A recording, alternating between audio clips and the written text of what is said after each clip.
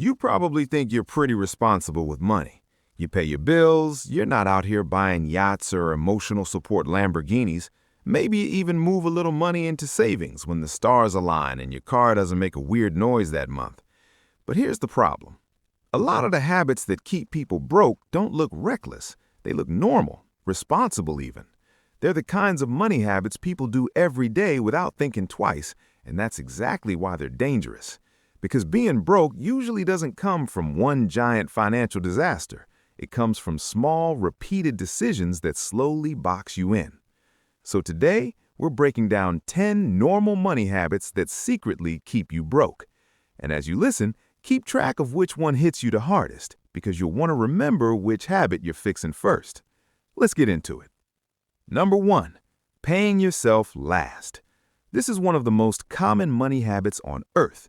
Your paycheck comes in and immediately it's gone to rent, groceries, subscriptions, takeout, gas, your phone bill, that random charge you forgot you signed up for 3 months ago, and then, if anything survives, maybe you save what's left. The problem is there's usually nothing left. So most people don't have a savings problem. They have an order of operations problem. If you only save the leftovers, you're trusting your future to whatever your spending mood was that month. That's not a strategy. That's financial improv. The fix is simple. Pay yourself first. The moment money hits your account, a percentage goes to savings or investing before life gets a chance to eat it. Even a small amount counts. The habit matters more than the starting number, because wealth usually doesn't start with earning more. It starts with making sure you actually keep some of what you earn. Number 2, getting too comfortable with debt. Debt has become so normal that people barely react to it anymore. Credit cards, buy now, pay later, monthly payments on things nobody needed in the first place. It all feels manageable because the payment looks small. That's the trap. When you finance your lifestyle piece by piece, you create a life that always looks affordable this month and expensive forever. And the worst part is, debt makes you feel richer right now while making you poorer later. It gives you the feeling of having the thing without the reality of being able to afford the thing. A good filter is this: if paying cash for it sounds painful, putting it on credit does not magically make it affordable. It just delays the pain and adds interest. Debt is useful when it helps you build a life. It's dangerous when it helps you pretend you already built one. Number 3, lifestyle inflation. This one is sneaky because it shows up wearing a reward sticker.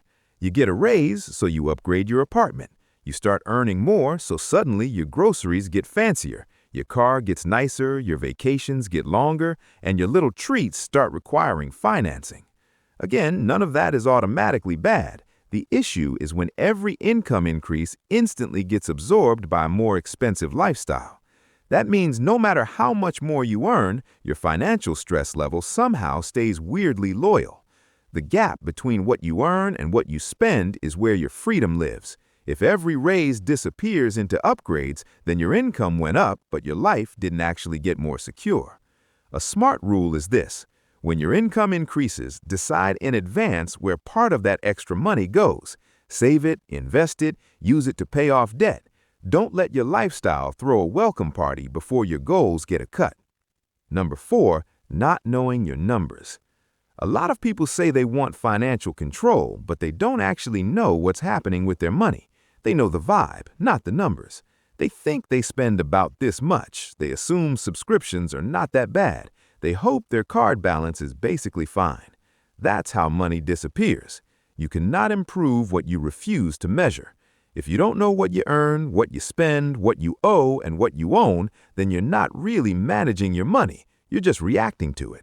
This is where things change for people. The moment you sit down and look at the numbers clearly, money stops being this vague source of guilt and starts becoming a problem you can actually solve. Because once you can see the leak, you can fix the leak. Until then, you're just standing in financial ankle-deep water acting surprised that the floor is wet. Number 5, treating shopping like entertainment. This one drains money way faster than people realize. A lot of people don't spend because they need something. They spend because they're bored, stressed, tired, lonely, or feel like they deserve it. And look, I get it. Shopping is fun. packages arriving at your door feel like tiny little celebrations. It's basically a surprise party you threw for yourself with your own money. But when spending becomes your default form of relaxation, every bad day gets a price tag. That's expensive.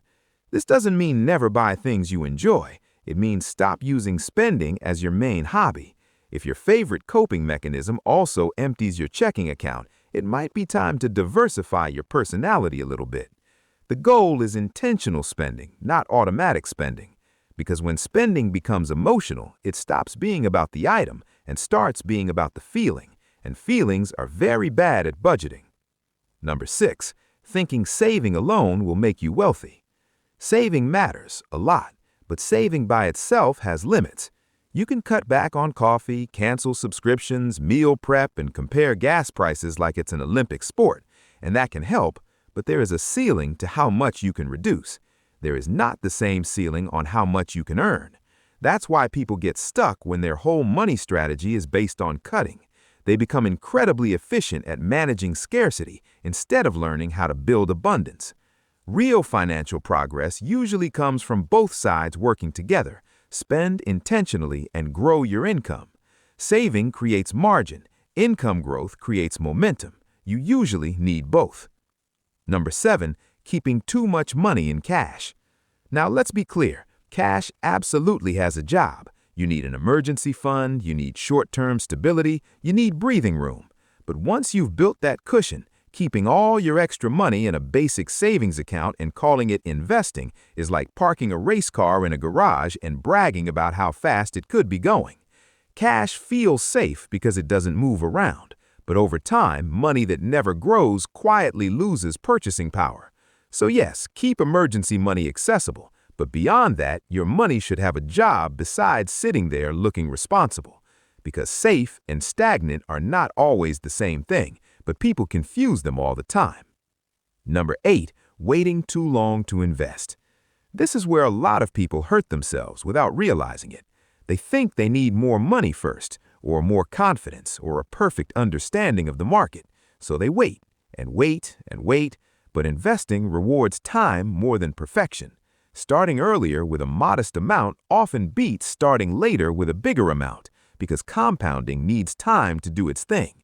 The biggest mistake is believing that starting small doesn't matter. It matters a lot. Number 9, paying taxes than necessary. For most people, taxes will be one of the biggest expenses of their entire lives, but a shocking number of people never learn the basic tools that can reduce that burden legally. And no, this is not about shady loopholes or pretending your dog is a business partner. It's about understanding the system you're already in. Things like retirement accounts, tax-advantaged investing, HSA options if you qualify, and employer matches can make a huge difference over time. People constantly leave money on the table simply because they never took the time to learn what accounts actually do. You don't need to become a tax expert overnight, but ignoring taxes because they seem boring is expensive. Unfortunately, boring things are where a lot of money is hiding. And number 10, treating financial education like it's optional. This is the biggest one because it affects all the others.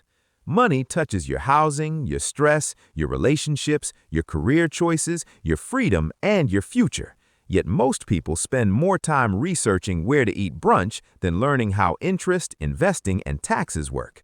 That's backwards. The people who build financial stability aren't always smarter. They just stop outsourcing their financial life to guesswork. They read, they learn, they ask better questions, and over time, that knowledge compounds just like money does. You do not need to know everything, but you do need to care enough to learn the basics, because not understanding money doesn't protect you from money. It just makes it easier to lose it. Here's the good news. None of these habits are permanent, and you do not need to fix all 10 this week like some kind of over-caffeinated financial superhero.